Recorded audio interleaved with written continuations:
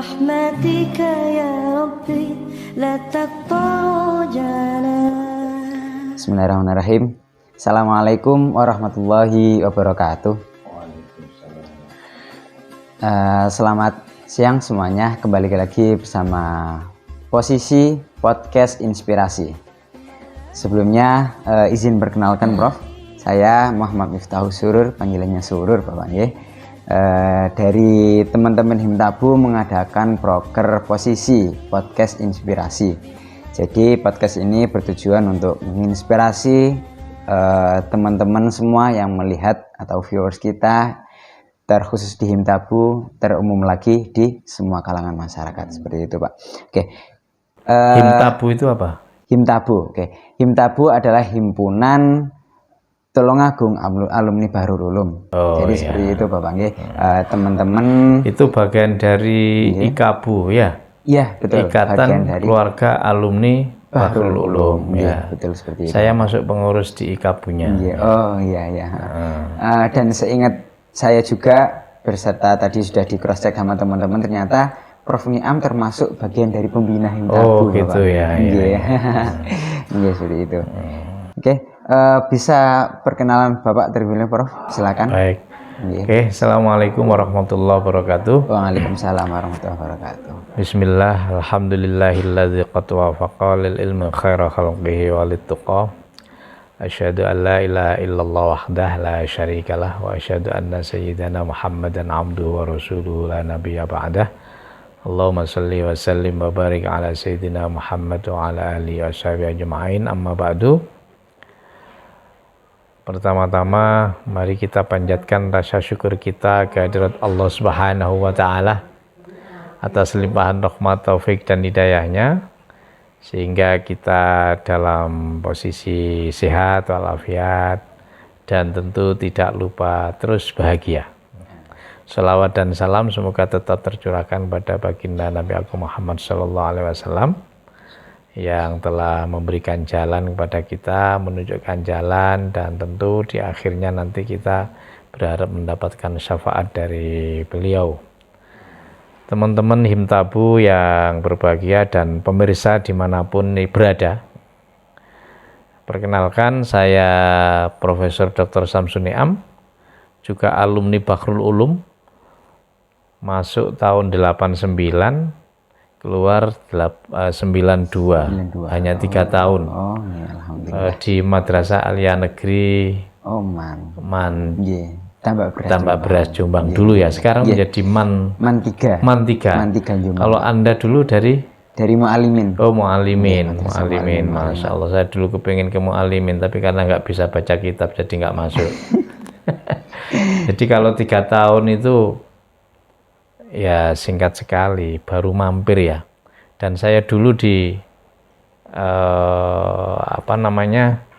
di komplek Al-Muhibbin yang dulu letaknya di depan Mu'alimin itu. Iya, betul Bapak. Sekarang dipakai buat Pondok Al-Amanah. Oh, Al-Amanah. Sekarang dipegang oleh Gus Yahya. Bukan. Kalau yang Al-Muhibbin sekarang diasuh oleh Gus Idris. Ya, tapi kan di selatan, nggak yang Al-Amanah itu? Kalau yang Amanah oleh Abah Kholik. Iya, Abah Kholik ya, Abah Kholik. Ya, nah itu dulu pernah di sana dan alhamdulillah menjadi bagian dari alumni Bahrul Ulum yang mungkin tentu bisa ngalap berkah tetap barukan dari para kiai, para masyayikh di Bahrul Ulum. Termasuk saat ini saya tidak banyak mengenal yang muda-muda ya, Gus-Gus atau Ning-Ning itu ya. Dan yang saya kenal di Bahrul Ulum itu ada Gus Wafiul Ahdi ya, ketua yayasan. Beliau sering ketua umum. Sering komunikasi WA dan kapan hari saya berkunjung ke beliau juga ke yayasan itu. Ada beberapa yang relatif dekat dan akrab, punya Umdatul Khairat sama Kiai Hasan ya. Kemudian ada putranya Gus Imdad, Gus Im, itu juga cukup dekat, dan beliau pernah singgah ke rumah saya di pelosok kandang sini. Alhamdulillah. pada saat ada acara ujian promosi dokter ning siapa adik ragilnya punya Umdatul Khairat itu ya, ning Atik ya, ning Atik. Nah itu saya kira itu perkenalan saya di awal dan saya menjadi bagian dari Bahqul Ulum ya, seperti Anda semua. Kru proker tadi apa? Proker. Itu ya. Dan belum lama, bulan apa waktu itu ya, bulan Agustus 2023 kalau nggak salah, saya mendapat kesempatan untuk menvisitasi usulan prodi S2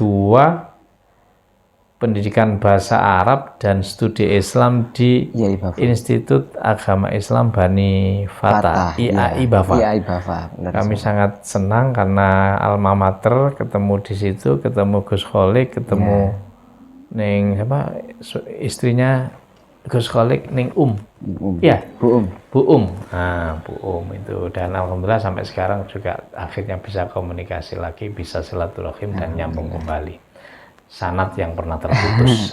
Itu. Iya, Pak. Alhamdulillah. Oke, kira-kira ini saya diminta ngobrol apa ini? Waktunya berapa menit? Secukupnya, Pak. Ya, secukupnya ya. Secukupnya, kesel ya oleh mungkin lah.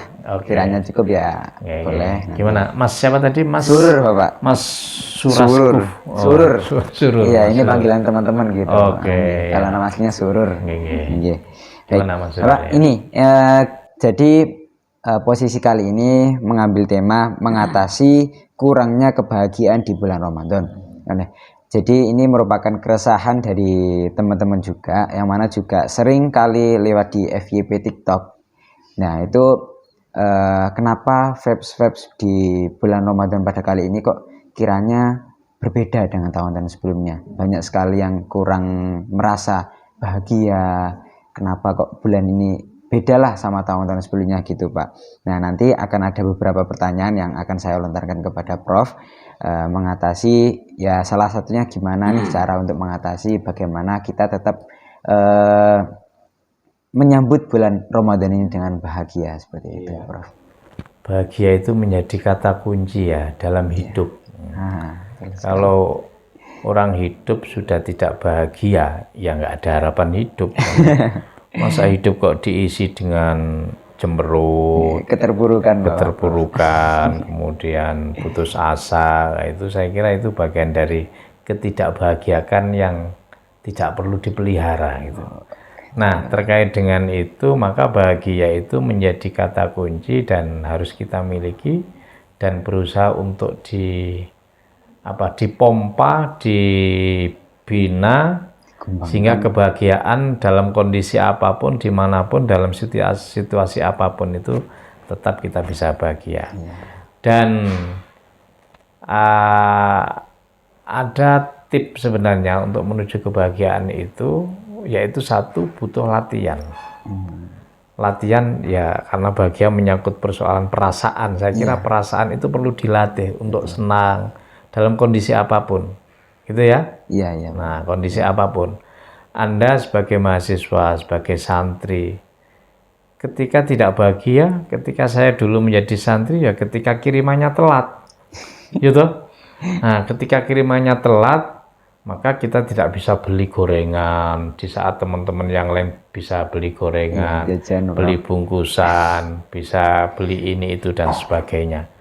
Dulu begitu, ketika ada orang tua datang, ya tentu dengan membawa kiriman itu, jatah tiap bulannya itu, maka kita menjadi bahagia. Dulu begitu. Nah, tentu tidak sebatas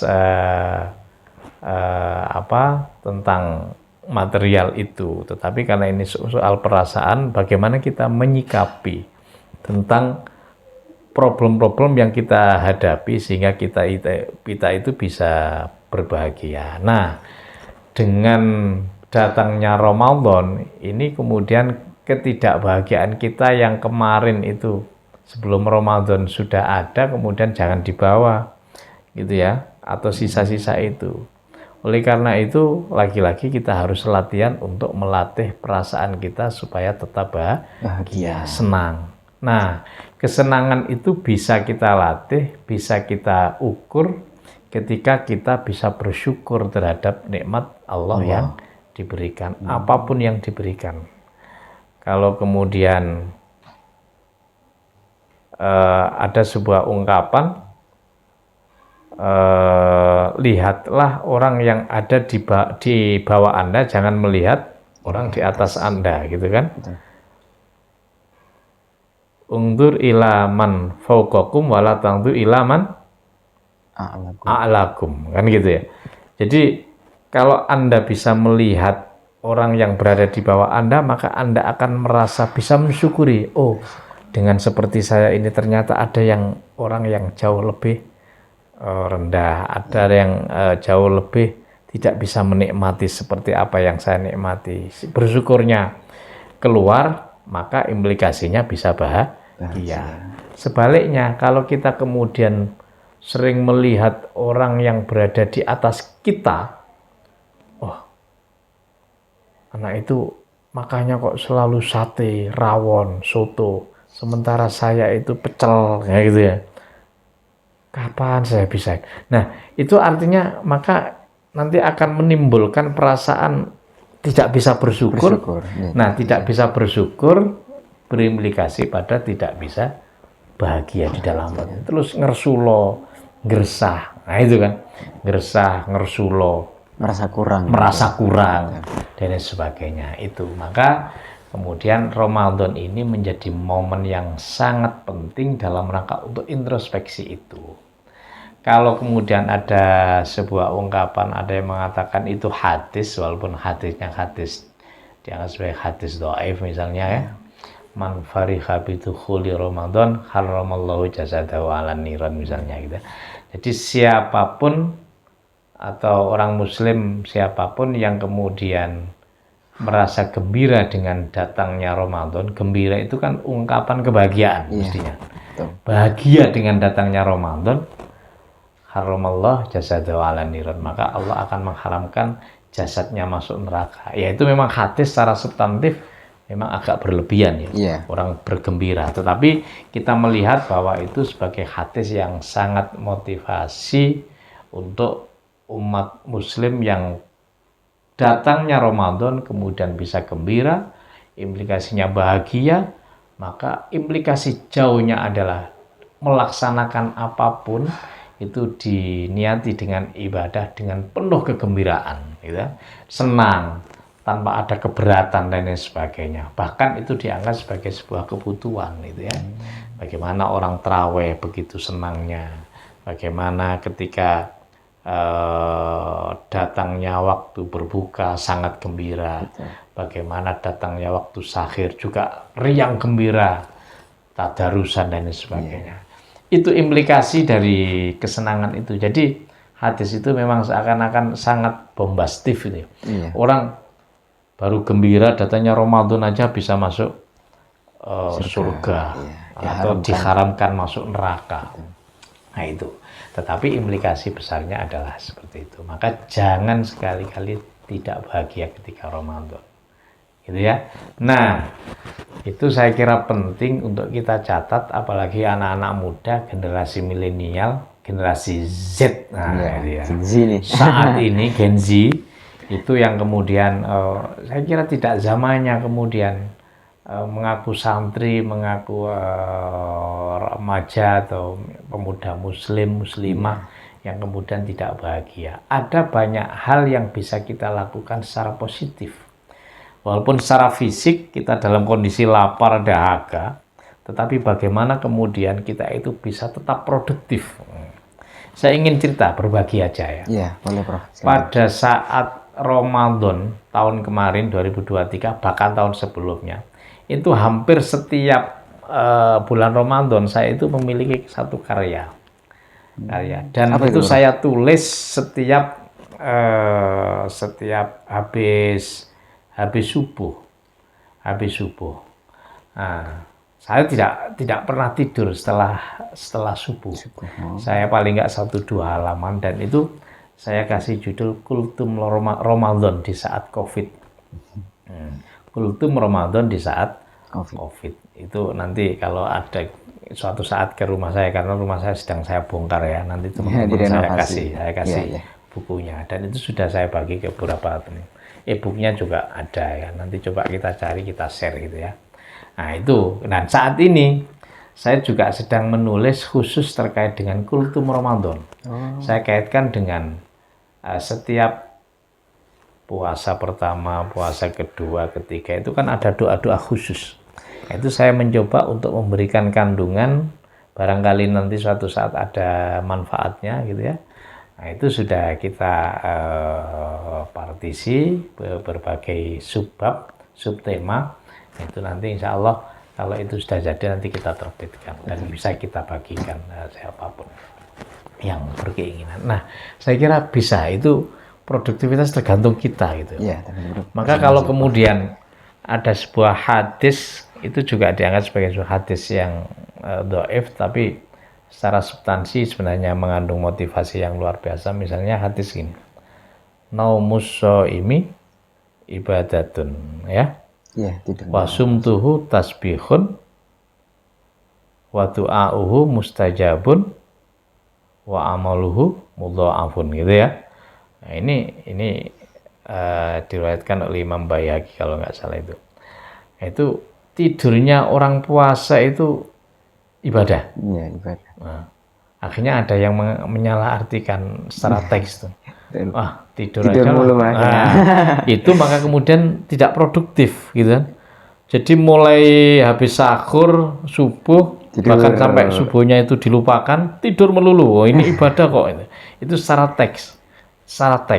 Tapi sebenarnya kalau kita mau jujur untuk mengatakan naumus shaimi ibadatun, ibadah dalam pengertian kalau tidurnya itu dalam rangka rehat, nantinya kemudian setelah bangun kita punya niat, punya cita-cita untuk beribadah lebih baik, lebih fresh gitu, lebih banyak dan sebagainya. Bisa berkarya, bisa menulis, bisa yang lain, apapun yang bisa ditulis, kan begitu. Mestinya begitu. Maka kemudian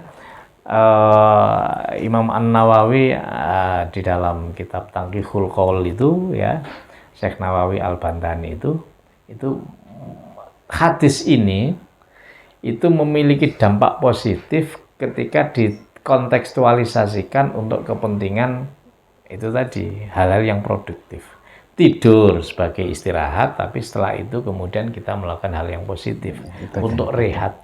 Tetapi kemudian kalau tidurnya itu memang diniati tidur yang memiliki konsekuensi tidak produktif, itu yang dilarang di dalam agama dan tidak dianggap sebagai ibadah. Itu di dalam kitab Tanqihul Qaul itu ini kan kitabnya anak-anak santri Bahrul Ulum toh itu dulu. Ya toh, yang ngaji posoan itu kan yang dikaji. Pernah mengaji itu ya? Iya. Nah, itu Tanqihul Qaul itu. Kalau di mu'alimin sapal gitu. Ya, saya kira itu intinya di situ. Jadi jangan merasa tidak bahagia dengan datangnya Ramadan. Kalau misalnya Anda dalam 1 bulan ini cerita di laptop, di depan laptop tiap saat, nggak usah banyak-banyak, 1-2 halaman, 30. Kalau 30 catatan berarti ada 30 halaman. Kalau 2 halaman ada 60 halaman, ya toh? Kalau 3 90 halaman dan seterusnya. Itu bisa kita kita tulis kisah-kisah keseharian kita, itu belajar dari situ. Jadi itu nanti menjadi suatu saat akan bermanfaat bagi yang mau membacanya. Kalau misalnya ditawarkan ke penerbit nggak laku, ya paling tidak untuk dokumen pribadi kan begitu. Artikel lah mungkin lah, ya. Iya. Itu. Saya kira itu. Oke, baik. Oke, jadi seperti itu teman-teman semua, sedulur-sedulurku semua, tentang bagaimana kita menyambut bulan Ramadan ini dengan bahagia, dan juga ada beberapa nih dari bagaimana cara kita melakukan kegiatan-kegiatan di waktu pagi, mulai dari kita bangun tidur sampai kita mau tidur lagi. Oke, jadi terima kasih Profnya. Ini mungkin ada beberapa permohonan, mungkin to-do list Prof. Bagaimana mungkin apa itu namanya saran dari Prof bagi teman-teman mahasiswa, bagi teman-teman Himtabu semua, mulai dari ya kegiatan-kegiatan sehari-hari lah mungkin yang dirasa itu memang benar-benar produktif dan bermanfaat bagi kita semua Ya, gitu. yang penting tadi tidur itu bisa bernilai ibadah dan juga tidak bernilai tidak ibadah atau ghairu ibadah. Dinilai ibadah ketika tidurnya diniati baik, setelah tidur kemudian menjadi anak yang produktif ya, dalam berbagai bentuk yang memberikan manfaat bagi orang lain. Tidur di dalam saat puasa itu tidak akan bernilai apapun dan bahkan tidak dianggap sebagai ibadah ketika tidurnya memang diniati tidur dan tidak ada niat yang lainnya, gitu ya, artinya muspro. Nah, oleh karena itu mari kita puasa dengan penuh ceria, kebahagiaan, kita manfaatkan dengan baik, dengan produktif. Bahkan kalau puasa itu kita kaji secara mendalam, bahkan juga ada aspek medis yang luar biasa, karena kita mengistirahatkan organ-organ yang selama ini 24 jam tidak pernah istirahat gitu ya, terutama ada hal makan, minum, dan lain sebagainya. Saya kira itu. Terakhir, saya ingin berpesan, mutu hidup itu yang harus kita lakukan, mesti kita lakukan adalah kerjakan apa yang Anda bisa, yang Anda mampu, nikmati apa yang Anda miliki, yang diberikan pada Allah pada kita, dan syukuri apa yang Anda punya, yang Anda bisa lakukan untuk kemanfaatan orang banyak. Saya kira itu saja. Mungkin itu ya. Ya Prof. Oke, terima kasih. Mohon maaf, sampai ketemu lagi. Mudah-mudahan kita sehat lahir batin dan bahagia lahir batin. Amin. Allahumma muwaffiq lakum tarik. Kurang lebihnya mohon maaf. Assalamualaikum warahmatullahi wabarakatuh. Waalaikumsalam warahmatullahi wabarakatuh. Terima kasih semuanya.